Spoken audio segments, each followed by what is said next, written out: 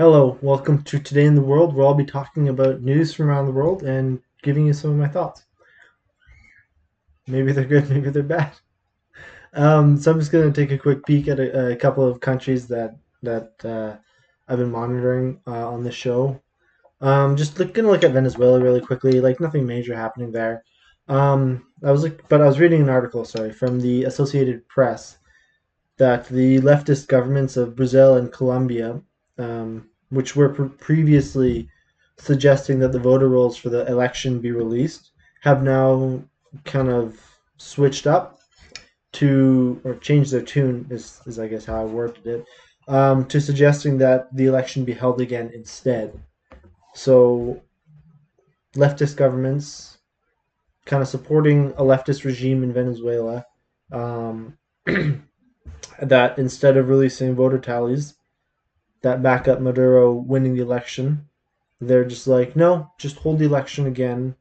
And I mean, what's to keep Maduro from stealing the election again, right? So it's interesting. The opposition has the same line of thinking that I do when this was suggested, is that a repeat election isn't going to change anything because even if the opposition win the second election, Venezuelan opposition leader Maria Machado said, "Do we go for a third one?" At what point is it just? Do you just have to realize that you're not going to have a fair election in Venezuela? You know, I'll say this. I said this once. I'm going to say it again. There's not going to be a change in power, a transfer of power in Venezuela unless the military decides to change their allegiance or there's foreign interference. And I doubt either one of those outcomes will happen. Foreign interference, I don't mean just sanctions because let's be honest, sanctions rarely work. And in this case, how long have these sanctions been on for? And they're not really doing much. So that's just a quick update on what's going on in Venezuela. Um, like I've been saying, Maduro's not going to go anywhere. Yeah, it's unfortunate for Venezuela, but there's really not much you can do about that situation. And then just taking a quick look at the ceasefire that was going on between Israel and Hamas that Hamas did not show up for. There's rumors that there was a ceasefire proposal being put together in Cairo, Egypt. This is being reported out of Anadolu, which is a newspaper in Turkey. Um, Mediators from Egypt, Qatar, and the U.S. have put together an agreement for a ceasefire and a release of the hostages and detainees that are being held. The deal has been presented to both Israel and Hamas. However, we don't know the details of the new proposal, which is kind of unfortunate. I'd love to have a look at the details because, as they say, the devil's in the details. The talk started yesterday in Qatar and didn't include Hamas. As we had discussed previously, they refused to participate in the ceasefire talks. Um, and when they were presented with the terms of the deal, I found the reactions quite telling because both of the reactions seemed unenthusiastic at best for this new deal. Israel issued a pretty vague statement saying that it appreciated the mediators' efforts, and Hamas was they were not at all enthusiastic about the latest proposed deal to end the war. And unfortunately, without actually knowing the terms of the deal, it's difficult to say whether or not the ceasefire will be implemented. Um, Obviously, both sides are looking for something. I don't think. Yeah, it's yeah. There are areas that neither side's going to want to flex on, like any ceasefire deal. Um, so yeah, it'll be interesting to see if the ceasefire is accepted. It'll be interesting to see if the details do get released, what they were, and yeah, just comparing and contrasting the details of the deal compared to whether or not the deal was accepted is going to be interesting, at least to take a look at for me anyway. I don't know about the rest of you, but I yeah. I really wish they had released the proposed deal so we could see, because there was talks that Hamas didn't want to go to the negotiating table unless the terms of the proposed ceasefire would be based on previous talks, and we don't know if these were based on previous talks. So it could just be previous talks. It could be a whole new round of talks over 2 days that spawned a deal. Yeah, it's well, it'll be interesting to see what happens there anyway. And then lastly, nothing big, but there was an Asian ASEAN meeting. It's basically 10 countries in the Indo-Pacific region that met together. Well, maybe not Indo-Pacific, maybe Southeast Asia region, but it was interesting just because obviously China was there and the Philippines were there, and as we know, there have been stewing tensions in the South China Sea between those two countries. So the report on the story comes from Rapper, which is a Filipino online news website that's based in Manila. Basically, what happened was the U.S. had put an intermediate range missile system in the Philippines in April as part of the joint military drills. And reportedly, this was the first time they had set up a system like this in the Indo Pacific region. The Philippines claims that the missile system was installed there just to see, I guess, how long it would take to move the parts and everything. Feels kind of hollow to me. Obviously, that's I don't not to say obviously, but I really don't think that's the reason that the missile system was brought over. And anyway, so Asian met in Laos, and China was raising concerns over these missiles, saying that they could fuel regional tensions and lead to an arms race. Um, Obviously, this is more about China worrying about the U.S. infiltrating this region, having a bigger presence, having more influence than China does, because that would lead to less influence and less power for China in the region. And they've really been trying to wield their power in the region. You can see that especially like the tensions in the South China Sea have mostly just been from China really trying to wield their power in the region, trying to, I guess, gain more influence in the region as well.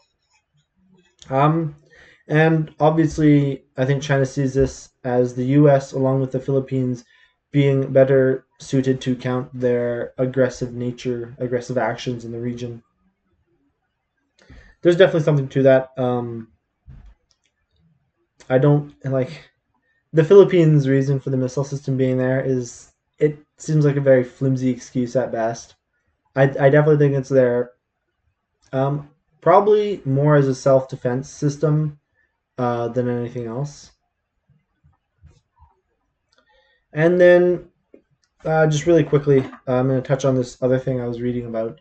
Um, this was happening in Croatia in Europe, and it's a report from a Lithuanian newspaper. I'm not going to say the name of the newspaper because there's no way I'll be able to pronounce it properly. Like zero chance. It's wild. Um, for those of you who don't know uh, where Croatia is, this is a news article about the Balkans and specifically Croatia. So Croatia borders the Adriatic Sea just across Italy, and then it borders Hungary, it borders Serbia, it borders Bosnia.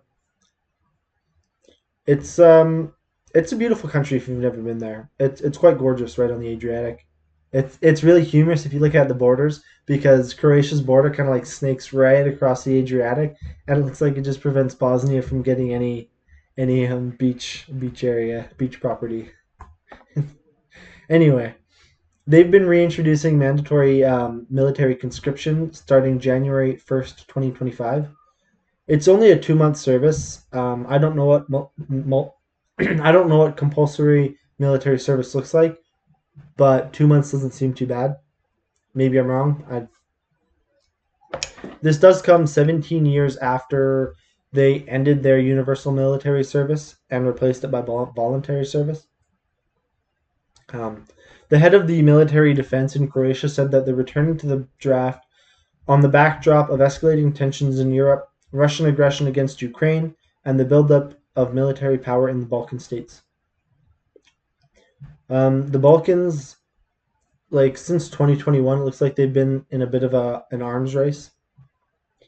They've a lot of those countries in the Balkan regions have been doing military buildups. They've been increasing the defense spending quite a bit recently as well. Latvia actually had restored manual conscription last year, and there are debates in other European countries like Germany and France, Romania, and Serbia as to whether compulsory military service should be reinstated as well. I have never reported on this before, but like a theory could be that they're reinstating military service, Molly, because Hungary has started to facilitate the entry of Russians into their country. They've been allowing Russians, North Macedonians, Moldovians, people from Montenegro, Serbians, Ukrainians, and Belarusians in. And obviously, it doesn't help that the Balkans historically has been a hotspot for conflict. The Balkan Wars, which happened prior to World War One, I think World War One wasn't great for the Balkans. I know post World War Two it was not great because of the Soviet Union. Then the breakup of the Soviet Union. I'm not sure if the breakup was bad for the Balkans particularly, but I do remember the Soviet Union, and then you go. I don't remember the country name, but one of the bigger countries that was made in the Balkans got broken up, and there's a lot of tension. There was historically a lot of tension in the region. Um, yeah, the Balkan Wars actually, as a point of interest, was one of the many factors that went into the start of World War One. Interestingly enough, and if anyone knows like a good podcast on the Balkan Wars, I would be interested. I have not really looked into the Balkans too much. Personally, my area of interest in history is the French Revolution, and like every single guy, obviously, I'm a big fan of the history of Rome. But anyway, that's a side note. It was interesting to note that they're reinstating military service in Croatia. It's been reinstated in Latvia. Yeah, it's going to be interesting to see what happens, especially considering NATO and how like Turkey really seems to be breaking away from NATO at the moment as well. Anyway, that's all I have for you today. As always, if I've missed any international news stories, please let me know. I can be reached via my email, todayintheworld2024 at gmail.com, or the comment section on Rumble, on YouTube, on Spotify, wherever. Also, I get my news mostly from ground news. I really like ground news. It can be a bit iffy when identifying where sites lean left, right, center. But I find it's just nice to be able to get news stories out of different countries all over the world, like countries that are maybe closer to where the news stories are, which I'm a really big fan of. Anyway, I hope this was informative and you listen to me next time. I'll continue to monitor all these stories and let you know what's happening today in the world.